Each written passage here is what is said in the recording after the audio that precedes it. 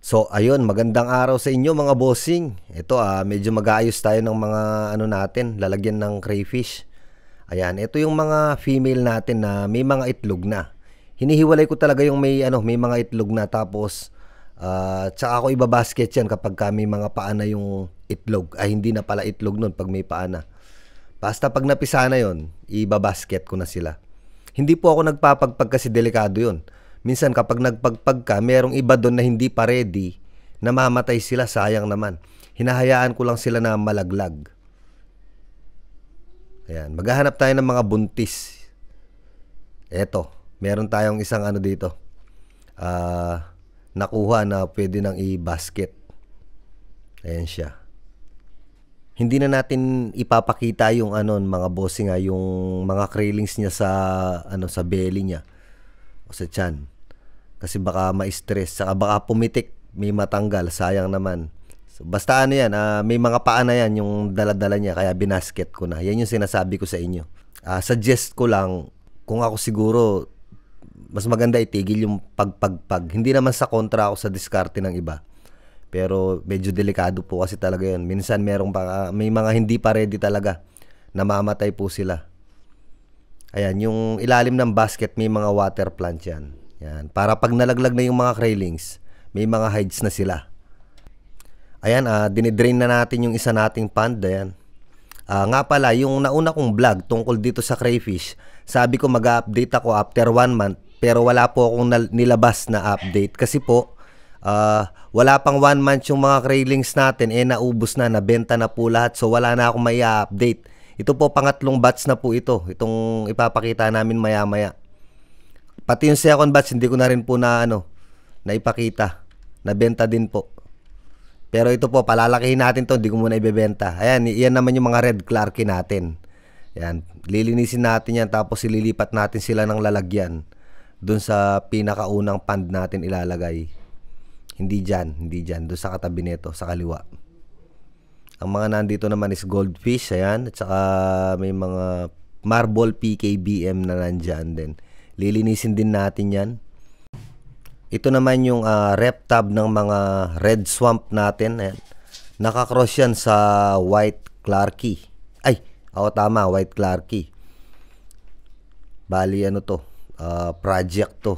Tinatry natin makapaglabas ng bagong itsura. Sana paglaki meron.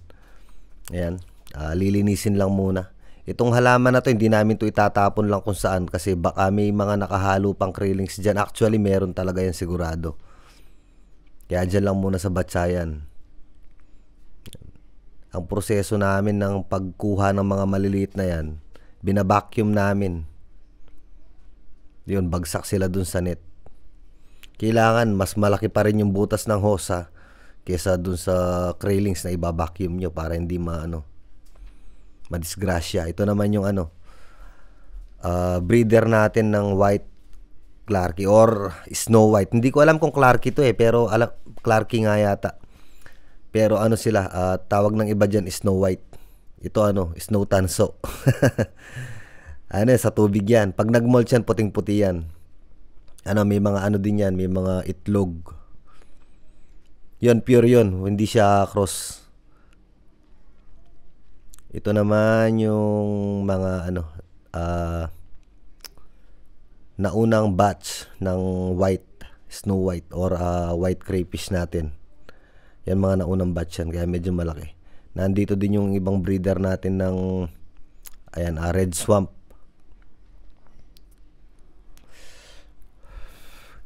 Gusto kasi makapaglabas ng ibang klase, kaya nagko-crossbreed ako. Actually, madaming gumagawa niyan . Kaya may lumalabas ng mga blue dragon, red dragon, ganyan. Galing sa project yung mga yon. Yan, linisin natin yung mga rep tab nila. Ito na yung mga yung mga krillings natin na ayan. Anak yan ng red swamp at saka ng white. Sana may dyan, red white na lumabas. Yung mga ghost red na tinatawag ng mga nakikita ko sa online. Ayan. Ilalagay natin tong mga to sa pond para mas mabilis silang lumaki. Ang cute nila pag maliit . So, ayan, vacuum lang muna tayo. May palagi ako may kahalong live bearers or isda, kahit anong isda sa wag lang flower horn, wag lang monster. Basta maliliit na isda sa mga ko, sa mga lalagyan ng crayfish. Sila yung kakain ng mga pagkain na hindi kayang ubusin ng crayfish. Mahina lang kasing kumain ng crayfish, mga boss. Para walang hindi masira yung tubig, hindi makontaminate dahil sa mga excess food. Yan, ganyan lang po yung proseso namin. Basta make sure yung railings nyo ay yung hose na gagamitin nyo is mas malaki kaysa dun sa railings. Kapag nag-vacuum kayo ng ganyan. Kasi baka isipin ng iba, hindi safety yan, ganito, ganyan, delikado, may stress, mamatay, maputol. Hindi po, basta siguraduhin yung malaki yung hose. Palagi po namin ginagawa yan, wala pang namatay sa proseso namin na yan, walang nasaktan. Kasi wala kami narinig na umaray. Di ba? Oo. Pag may umaray, may nasaktan. Yung nagsaipon, yung nasaktan. Yung nagsaipon yan, yung nagsasaipon. Hindi yan, yung isa. Yung kanina, yung naglilinis, yun yung nasaktan. Niloko ng single mom. Patay! Charot. Magagalit sa'yo yan. Hindi naman lahat na single mom manloloko. Yan, sige lang, linis lang, bata. Sino ba yung naglilinis na yan? Mukhang pogi yan, Face reveal. Face reveal daw, face reveal. So ayan, mukhang maiinip kayo sa pagbabacuum na to. Sa tingin ko, laktawan na natin to, doon tayo sa kasunod. At ito na po yung mga nahuli natin na anak ng red swamp at ng white clarky or snow white. Yan, magkakahalo po sila yan. Kung napapansin nyo, magkaiba sila ng kulay. Sana naman mayroong lumabas dyan, maski isa o dalawa lang na paghahaluin yung red and white o kaya black white. Sana. Magmumult pa kasi to pero parang wala yata. Well, anyway, English. Update natin yan pag pag malaki-laki na. Pag may may lalabas na ibang kulay. O kaya kahit walang lumabas na basta i-update natin yan. Ayan sila. Hindi sila ganun kadami. Pero isang lang to, isang breeder lang, isang female lang yung may anak sa mga to. Ito, sample, tigas niya. Ayaw mag-focus ng camera. Yan. Healthy. Pumapalag yan, nangiipit na yan kahit maliit. Itong 5 malalaki na to, dun to sa unang batch, hindi nila ka-batch yung sa yung maliliit kanina. Mas nauna to, ito pure pala to, pure Snow White. Puro yan, hindi yan cross. Yan, nasa 20 pieces yan kung di ako nagkakamali. Nung nag-breed yan, hindi ko alam na naglaglag na pala ng railings yung nanay nila. So hindi ko nahiwalay. Ayun yung nabuhay, nasa 20 lang. Pero ito pinagandaan natin to, tsaka yung mga sumunod pa. Ayan, nasa yan, 20 yan, di ba? Ang bilis natin magbilang. 20 ba yan? Hindi, pero 20 yan. Ewan ko kung 20 na yung nandyan sa lalagyan. Pero 20 sila lahat. Dito may mga puti-puti din. Sana may red-white talaga. Red o kaya white-black. Ganyan. Ayan, ina-acclimate na natin mga bossing. Kasama nila yung mga PKBM marble. Tsaka yung mga ibang puti. Puti ba yun? Oo, puti.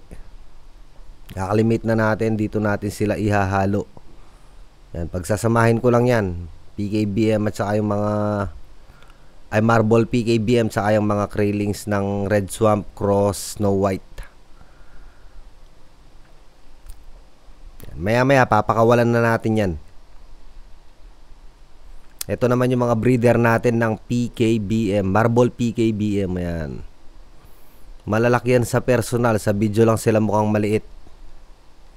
So ayan, pwede na natin tong pakawalan. Ayan, match na yung yung temperature ng tubig natin. So pwede na silang makalaya sa mas malaking pond para mas mabilis silang lumaki. Ayan, pero may kasama silang dito, marble PKBM. Double purpose yan. Maliban sa grow out, tagakain na din sila ng mga hindi kayang ubusin ng ating mga crayfish. Ayan, madami-dami din pala to. Nakalimutan ko lang bilangin. Ayan, o. Ayan, abang-abang lang sa paglaki nito. Nasa ilan ba to, Makoy? Hindi ko alam. Hindi ba binilang? Ayan, malaya na kayo sa mas malawak na pond. Update ko kayo pagka na. Siguro 2 months, 1 month. Basta yung susunod na update ko sa mga to, yun na yung size nila. Sasabihin ko na lang sa video yun. Okay, ayan, hindi makita. Ayun, nakapunggol sila, oh. Nagre-reflect kasi yung araw, eh. Hindi makita. Ayan, dito naman tayo ngayon sa mga ARC. Inuulit ko po, hindi po ito yung mga ARC dun sa una nating vlog. Ano na po ito?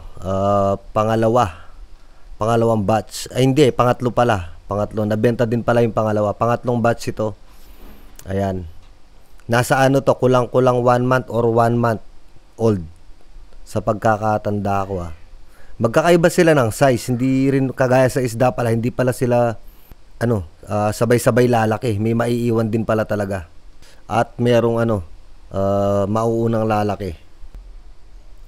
Ayan, ito yung unang huli. Hindi pa ito lahat, marami pa dun sa pond. Ayan, ito yung mga medyo maliliit to. Yang tubig na yan na nasa batya, galing yan sa pond kung saan sila hinaharvest ngayon. Para hindi ma-water shock. Pansin ko kasi medyo mahina sila sa water shock. Ewan ko lang sa iba, pero sa observation ko sa akin, yung mga nandito sa akin ayan, simutin lang muna natin yung tubig nito. Medyo nahihirapan manghuli si Insan. Yan, simutin lang muna natin yan para mas madali yung panghuhuli. Hindi ako sure kung ilang piraso yung mga to, no, mga boss. Pero bibilangin namin mamaya kung sisipagin. Ito naman yung mga sumama sa drain. Ayan, check natin. Yan, no? Kaya kailangan meron talagang net dun sa drain. Kasi sigurado may isasama dun eh. Papasok dun sa pipe. Ayan sila. 1 month old tong mga to. Ayan. Isa to sa mga sigurado sa mga naunang lumaki. At meron din namang maliliit. Ito naman yung pangalawang huli. Ayan, medyo mas malalaki to kaysa dun sa naunang pinakita ko kanina. Ayan, nasa siguro to 1.5 inch to 2 inch. Hindi ko alam kung malaki to sa 1 month or maliit sila. Hindi ko makumpara sa sa iba. Hindi ko nakikita sa iba kasi. So sa mga nakakaalam, yung 1 month old nyo, ganito ba kaliit or kalaki? Comment down below. So, eto na. Tapos na tayong mag-acclimate.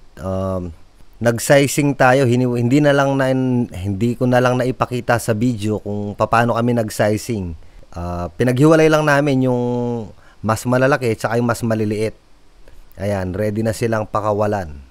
Hiniwalay lang namin yung mga naka-advance yung size sa mga hindi pa para hindi naman masyadong magsapawan. Para hindi lugi yung medyo maliliit. Ito yung medyo maliliit. Yung mas malalaki nasa kabilang pond. Ayan sila mga nagkukumpulan. Yan, ang sarap lang tignan, no. Sila kumpul-kumpul. Maya-maya maghihiwa-hiwalay na yan. Yan, madami-dami din. Hindi na namin nabilang yung maliliit na yon, pero itong malalaki, itong mga to, 100 pieces to, yung malalaki. Okay na tong 100 na to. Yan, tapos na din silang ma-acclimate, so pinakawalan na natin.